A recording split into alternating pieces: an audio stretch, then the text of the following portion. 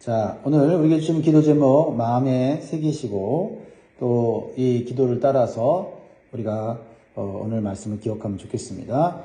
한번 따라 하십니다. 우리의 말과 행동이 성령을 속이는 일이 없도록 하시고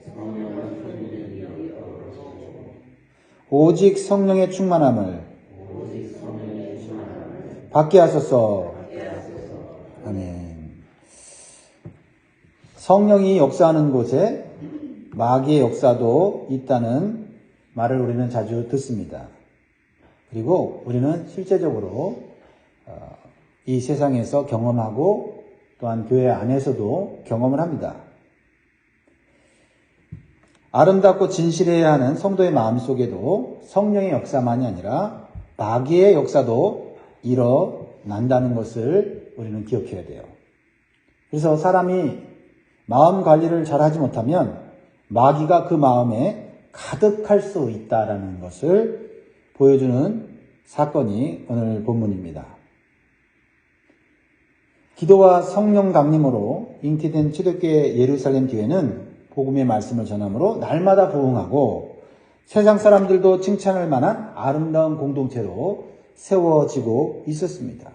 즉, 성도들이 자신들의 물건을 자기 것이라고 고집하지 않고 공통으로 사용하면서 자신의 소유를 팔아서 나누어 주고 섬김으로써 교회 공동체 안에 필요가 다 채워지고 가난한 자가 없을 정도가 되었습니다.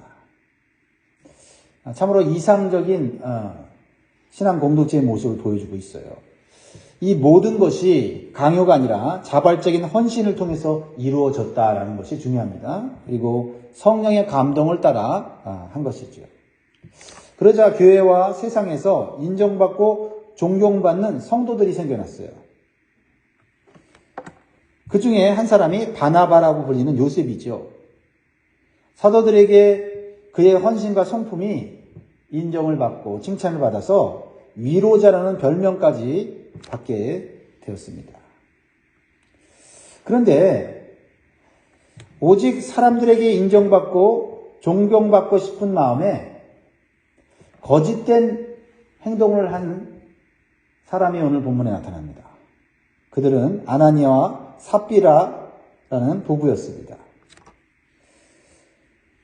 그들은 사람들에게 존경받고 인정받는 바나바의 모습을 보면서 부러워했어요. 거기서 그치지 않고 바나바처럼 자신도 사람들에게 인정받고 존경받고자 하는 욕심이 생겼습니다. 그래서 바나바처럼 자신의 소유인 땅을 팔았어요. 그런데 그것의 절반을 숨기고 절반만을 사도들에게 가져왔어요. 문제는 뭡니까? 전부를 가져왔다고 거짓말로 속인 거예요. 1절, 2절이 그걸 보여주고 있죠.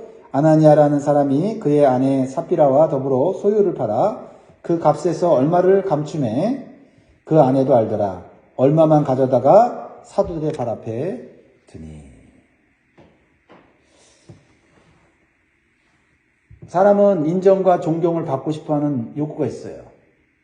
그 자체가 죄는 아니지만은 죄로 발전할 수 있다는 거죠. 잘못된 방식으로 사람들의 인정과 존경을 받으려고 할 때 거기에는 부작용이 일어날 뿐만 아니라 또한 하나님 앞에 죄를 지을 수도 있음을 보여주고 있죠. 아나니아가 사도들에게 인정과 칭찬을 받아서 교회 내에서 존경받고 싶은 마음에 바나바의 헌신을 흉내내고 그 땅을 팔아서 바치려고 했지만 다 바치기에는 아까운 마음이 들었어요. 왜냐하면 목적이 순수하게 하나님께 올려드리려는 마음이 아니라 사람들에게 인정받고자 하는 욕구가 있었기 때문이죠.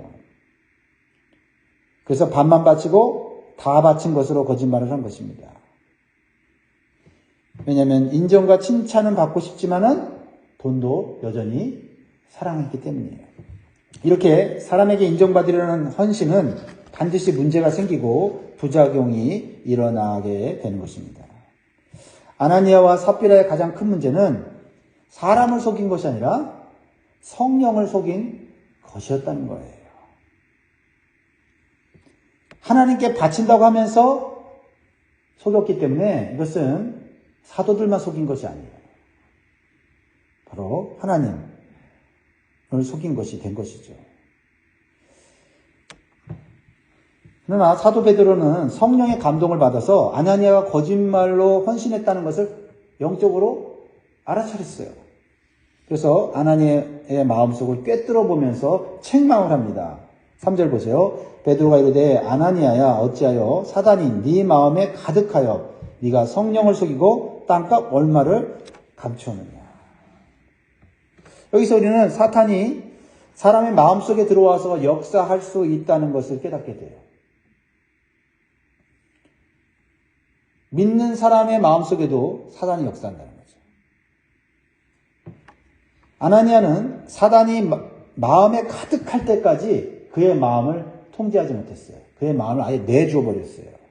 왜 그랬을까요? 자신이 인정받고 칭찬받고 존경받고 싶은 그 욕구를 어떻게 채울 수 있는지 사단이 지혜를 주었기 때문에 그래요. 또한 사단이 죄를 짓는데 용기를 주었기 때문입니다. 여러분, 사단도 용기를 주고 사단도 지혜를 줍니다. 착각하게 하죠. 내가 죄가 죄인 줄을 알지 못하게 하고 또 죄를 져도 들키지 않을 것이라고 하는 담대함을 주고 그리고 내가 죄를 짓는 것보다 더 많은 혜택을 누리기 때문에 담대하게 죄를 짓게 만드는 거예요. 아나니아와 삽비라가 그랬습니다. 그래서 점점 그 마음이 사단으로 가득하게 됐다라는 것입니다. 그렇습니다. 우리는 처음부터 사단에게 마음을 내어주지 말아야 합니다.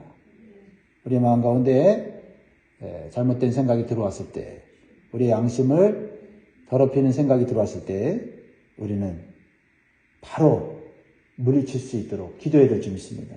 그리고 정직하고 진실한 마음을 유지해야 될 줄 믿습니다. 죄가 들어왔을 때 즉시 해결하지 않으면 마귀가 그 사람의 마음을 이리저리 끌고 다니면서 거짓말과 거짓된 행동으로 자신을 포장할 수 있도록 도와준다는 사실을 기억해야 돼요. 그래서 사람의 눈으로는 신실한 바나바의 헌신이나 거짓된 아나니아와 삽비라의 헌신이나 비슷하게 보여요. 그렇죠? 네. 어쩌면 사람의 인정과 칭찬을 받고자 하는데 몰두한 사람들이 보여주는 헌신은 어쩌면 더 열정적일 수도 있어요. 그러나 사람은 속여도 하나님은 속이지 못합니다. 그리고 그 결과는 너무나 무섭게 나타난다라는 것입니다. 베드로는 회개할 기회를 주기 위해서 책망을 하지만 아나니아는 그 기회를 놓쳐요.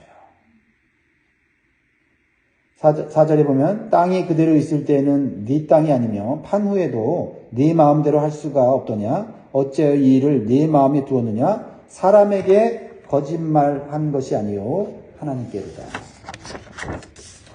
사실 초대교회에서 서로 나누고 섬기는 헌신이 아주 자유롭게 일반적으로 이루어졌지만 그 헌신은 강요가 아니었어요.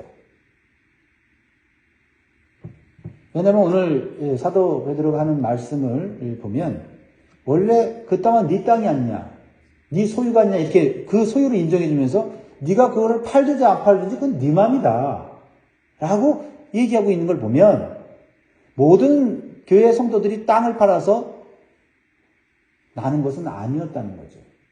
그러나 성령의 감동을 받아서 주님의 나라와 교회를 위해서 순수하게 헌신하려는 자들은 기꺼이 그렇게 했다는 거예요.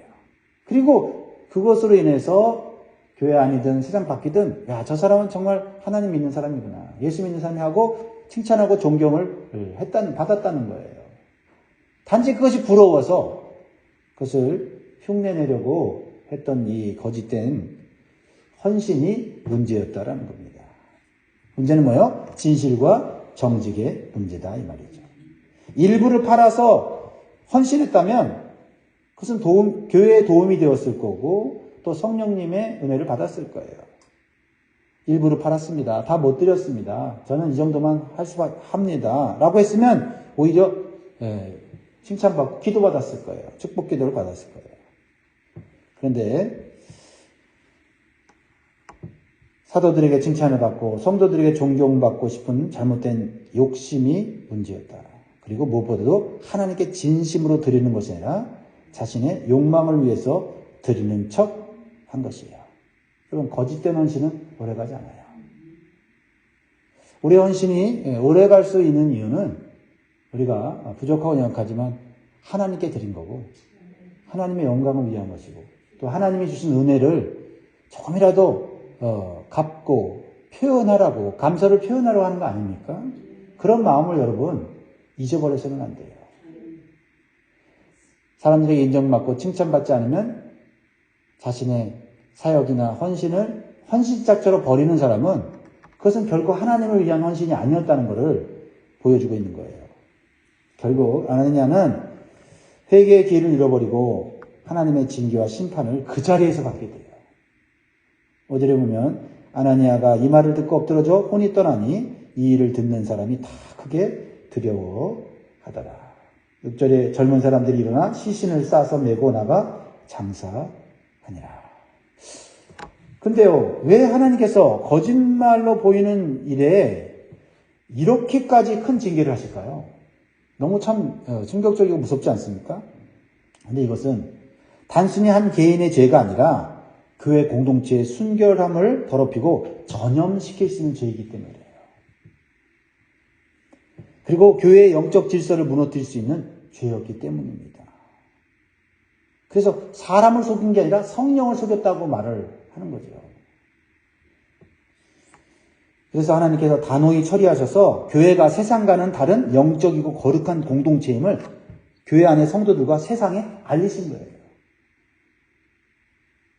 교회는 하나님이 다스리시고 통치하는 거룩한 공동체이기 때문에 세상과는 달라야 한다는 거죠.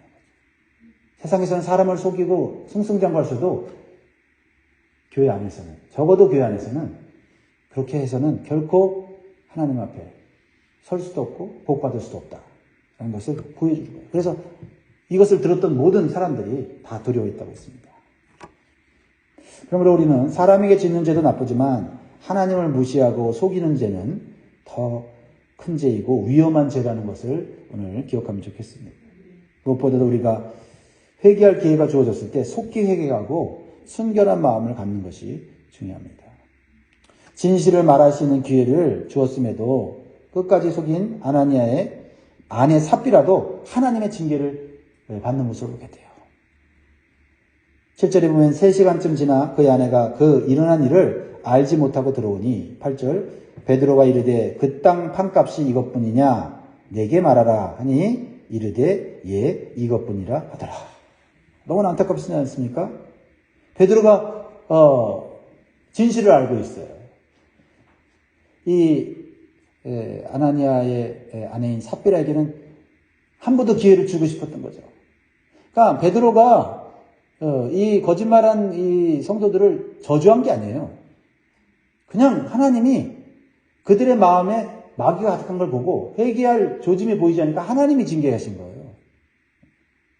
근데 오히려 베드로는 너무나 안타까운 나머지 이 아내에게 기회를 주고 있는 거죠. 이 땅 판값이 이것뿐이냐?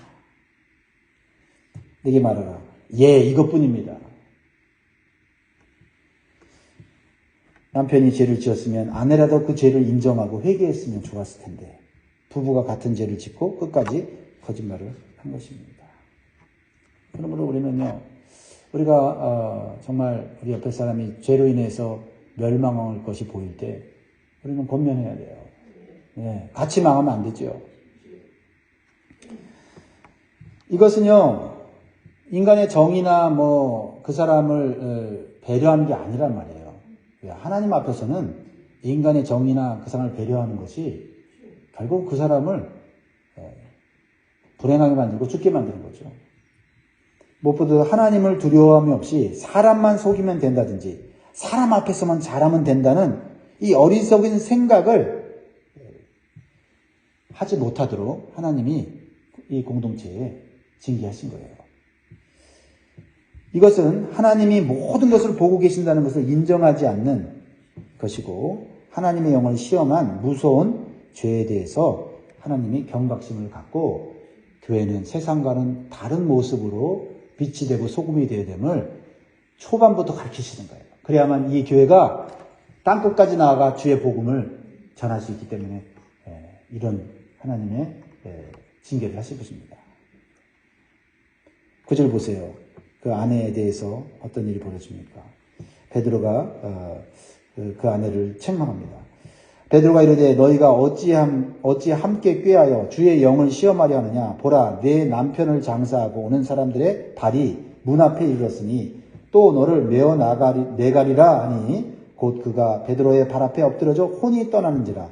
젊은 사람들이 들어와 죽은 것을 보고 묘하다가 그의 남편 곁에 장사하니 11절 온 교회와 이 일을 듣는 사람들이 다 크게 두려워하니라. 여러분, 하나님의 교회가 부족하고 연약한 사람들이 모였다고 해서 함부로 그 교회를 험담하거나 함부로 그 교회를 무시해서는 안 돼요. 그것이 혹시 성령님을 모독하고 하나님을 무시하는 것이 아닌가 우리는 경각심을 갖고 얘기를 해야 되죠.